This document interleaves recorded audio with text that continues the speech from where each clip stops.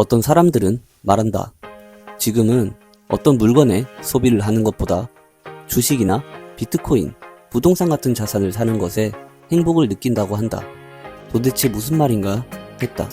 나는 당장 맛있는 걸 먹고 새로 출시하는 아이폰, 한정판 신발 이런 것들을 소비해야 비로소 행복을 느꼈다. 주식, 코인, 부동산?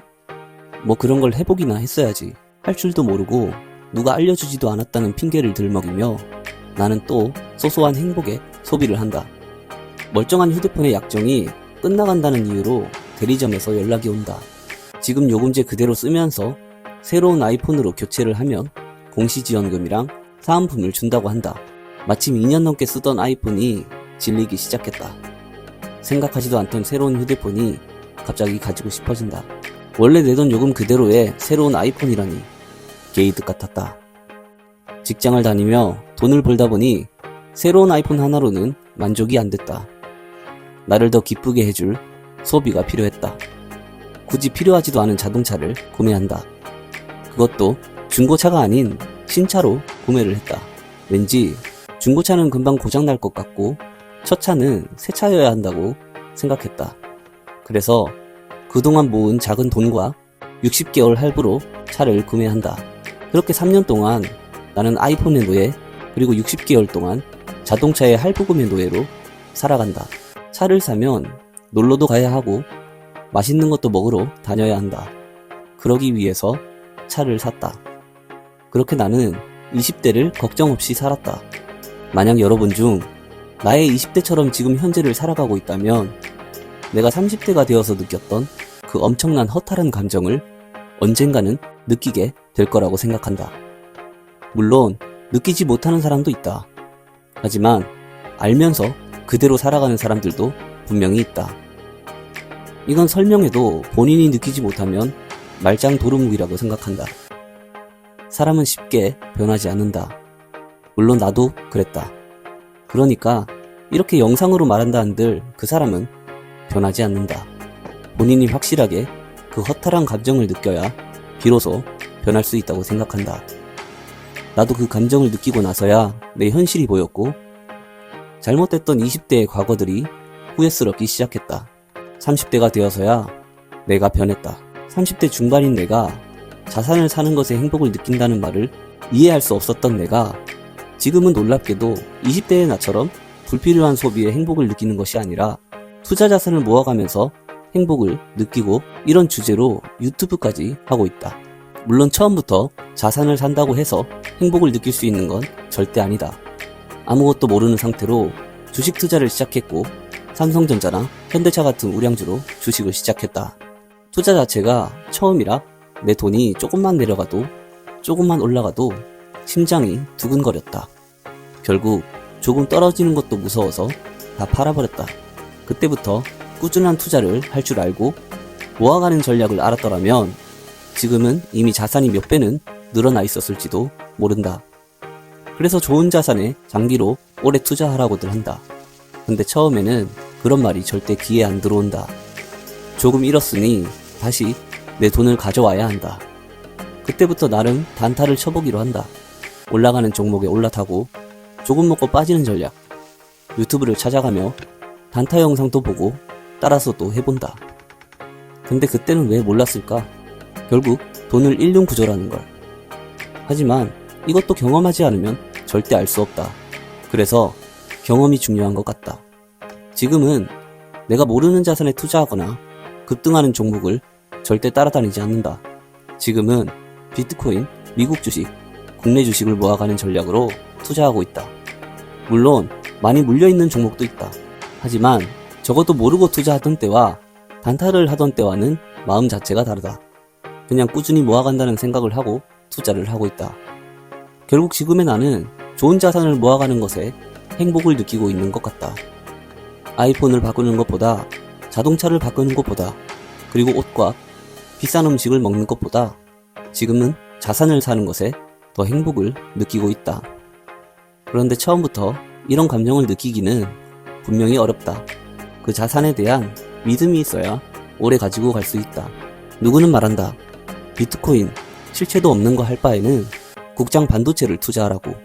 그런데 코스피가 2000대를 횡보할 때에는 그렇게 욕을 했다. 비트코인이 한참 신고가를 기록하고 있을 때는 정말 신기하게도 비트코인을 욕하는 사람은 사라졌다. 그런데 지금은 어디를 가나 코인을 하면 조롱을 받는다. 다시 비트코인이 오르고 국장이 조정을 받는다면 그들은 또 반대로 이야기할 거라고 생각한다. 그래서 그런 말들에 휘둘리면 안 된다. 결국 좋은 자산을 믿고 때를 기다리며 꾸준하게 투자한다면 좋은 결과를 줄 거라고 생각한다. 자산을 사는 것에 행복을 느끼는 단계까지는 쉽지 않다. 먼저 평소 쓰던 소비들을 줄여야 한다. 고정 지출을 관리하고 불필요한 부분들을 정리해야 한다. 시기마다 바꾸는 휴대폰, 계절마다 새로 사는 옷, 매번 맛있는 걸 먹어야 한다는 생각, 이런 것들을 조금씩 줄여야 한다. 그리고 잦은 약속, 술을 좋아하고 소비 개념이 없는 사람들, 내 자산을 쌓아가는데 도움이 안 되는 인간관계들을 정리해야 한다. 직장을 다니지 않거나 돈을 자주 빌리는 사람들도 걸러야 한다. 친구라도 필요 없다고 생각한다. 만약 그런 사람과 의리를 따진다면 결국 내 돈을 줘야 할 수도 있다. 돈은 없는데 월급은 나만큼 벌면서 명품으로 치장하는 사람들, 그런 사람들도 멀리해야 한다고 생각한다. 좋은 자산을 모아가는 것이 결국 돈을 모으는 것이다. 근데 그런 사람들은 내가 돈을 모으는 걸 방해하고 심지어 이상하게 생각한다. 결국 내가 자산을 쌓아가는 것에 도움이 안 된다. 반대로 돈에 관심이 많고 자산을 공부하고 모아가는 사람들, 그런 사람들은 꼭 옆에 두어야 한다. 근데 그런 사람들을 만나는 건 쉽지가 않다. 나 역시 주변에 없다.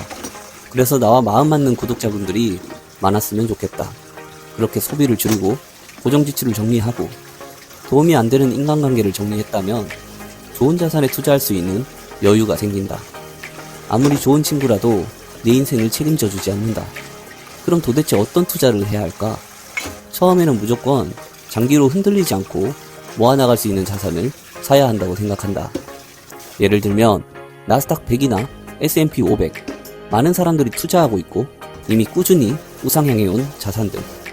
물론 처음부터 삼성전자, 그리고 SK하이닉스, 엔비디아 같은 개별주를 사고 싶을 수도 있다. 물론 좋은 회사들이 맞다. 그런데 초보자가 그 오르고 내리는 주가를 견디기는 힘들다고 생각한다. 하지만 정말 흔들리지 않고 모아갈 수 있다면 우량 개별주도 좋은 자산이라고 생각한다. 결국 내가 투자할 수 있는 환경을 만들어 놔야 자산을 모아가는 행복을 느낄 수 있다. 예를 들면 이런 생각이다. 오늘 술 마실 돈이면 S&P 500이 몇 주일까? 이런 생각이 들어야 한다. 모르는 사람들은 이상하게 생각할 수도 있다. 그거 얼마 한다고. 근데 그렇게 살다가 30대의 현실을 마주하니까 너무 후회스러웠다. 물론 우리 같은 직장인이나 자산이 많지 않은 자영업자 기준이다. 이미 돈이 많은 사람들에게는 이런 말이 필요 없을 수도 있다. 하지만 우리는 자산을 쌓아가는 단계다. 나 역시 그 단계를 지나가고 있는 중이다. 경험도 많지 않다. 하지만 나와 같은 상황 속에서 막막해하는 사람들에게 도움이 될 수 있을 거라고 생각했다. 나이는 중요하지 않다. 물론 20대부터 시작했다면 좋았겠지만 아무것도 모르고 흘러가는 대로 사는 사람보다 이제라도 알게 돼서 내 자산을 쌓아간다는 건 정말 큰 행운이라고 생각한다. 분명 시간이 지나면 우리는 지금보다 더 좋은 상황에 있을 거라고 생각한다. 이런 과정들을 거쳐 지금의 나는 자산을 사는 것이 행복한 단계에 이르렀다. 쥐똥만한 월급으로 모은 개똥만한 자산이지만 앞으로도 계속 여러분과 같이 성장해 나가고 싶어서 유튜브를 시작했다. 이미 하고 있다면 꾸준하게 나아가고 아직 시작하지 않았다면 지금이라도 시작하면 된다. 나도 이제 막 시작한 사람이다. 오늘은 나의 짧은 경험을 이야기해보았다. 물론 도움이 될 수도 있고 도움이 안 될 수도 있지만 누군가를 가르치려 하는 것이 아니라 내가 이렇게 20대를 후회하는 단계를 거쳤고 만약 나의 과거를 후회한다면 지금이라도 정신 차리고 같이 미래를 그려나갔으면 좋겠다. 우리는 절대 늦지 않았다.